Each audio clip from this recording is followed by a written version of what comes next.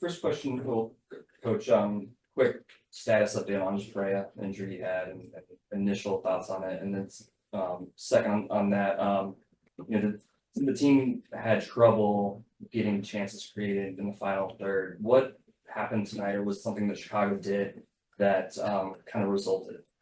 Andres Perea, it's a muscle injury in the upper part of his leg. We don't know if it's groin, adductor, quad. I leave him with the medical team, but it's disappointing to get another soft tissue injury because Tavon, Kevin, Maxi, although we think those guys will be back in training early this week, we're a bit battered and bruised at the minute, so we have to take a look at that. I totally agree. I don't think we created enough tonight to win. I'm really proud that we didn't lose, and I think we've showed that we have the maturity and the resilience to shut a game down. I think it's partly tactical.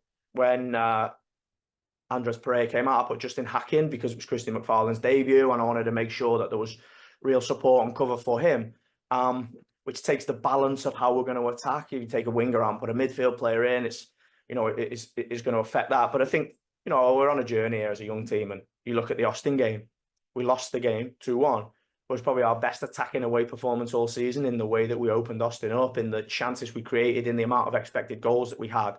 But we lose the game. So we have to continue to work and get better. We have to continue on the journey of improving young players, improving this team. But I'm really proud of the maturity to get a draw on the road tonight.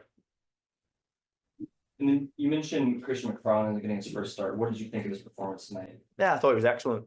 I thought he showed his quality, physical quality, and his technical quality. I think he showed the potential he has to be a top left back anywhere in the world. Who knows?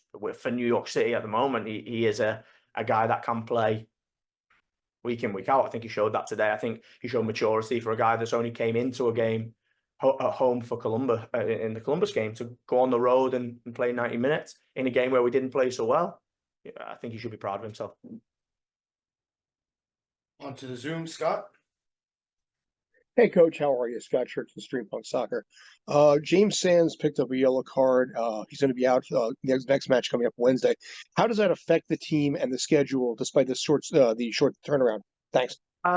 Yeah, it definitely affects the team. He's a really important guy for us. He's been probably our most consistent, our best player in the sense of tactically and in the way that we want to play. He gives us the ability to play our style. But it's the nature of MLS, right? You play the game where you are 3 in a week, a lot of travel. We're going to go Atlanta on to Orlando. We've got guys on 4 yellow cards. We've got muscle injuries. We've got debuts. It's the nature of MLS. So we'll find a solution for it, myself and the coaches.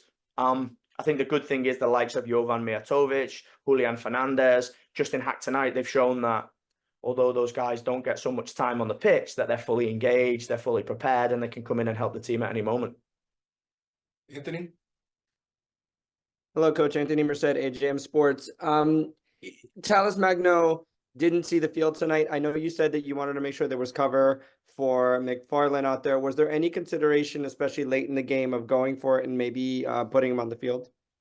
Yeah, there was. Julian Fernandez, Talis Magno, Jovan Mijatovic. I was toying with going for the game and trying to win it versus not losing it. And I decided to not lose it. So I didn't think we had the rhythm tonight. I didn't think we had the physical.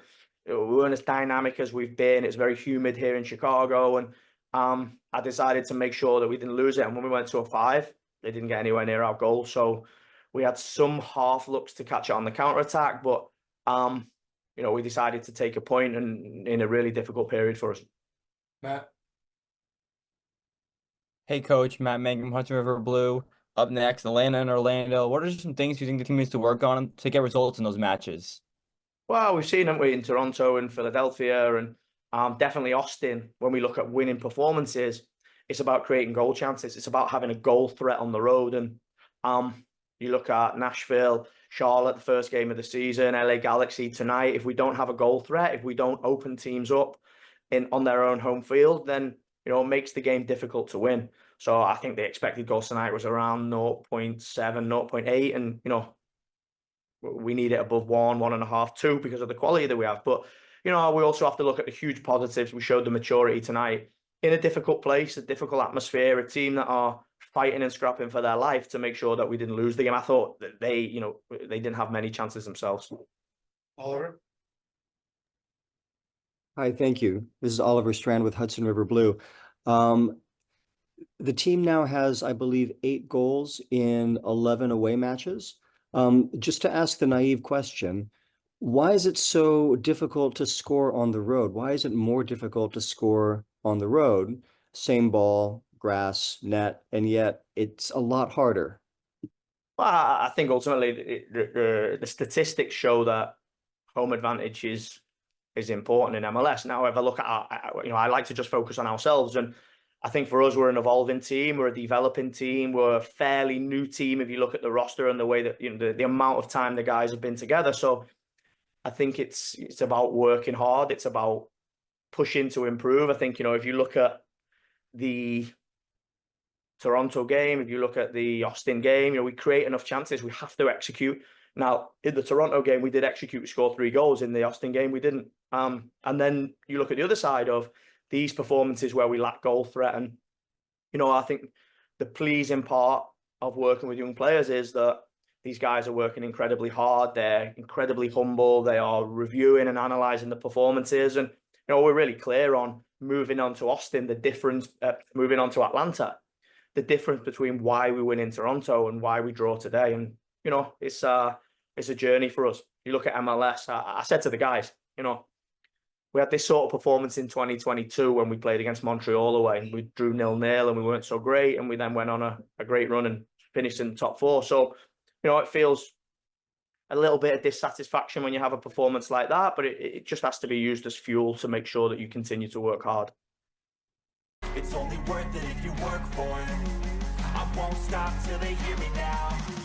I won't stop till I wear the crown.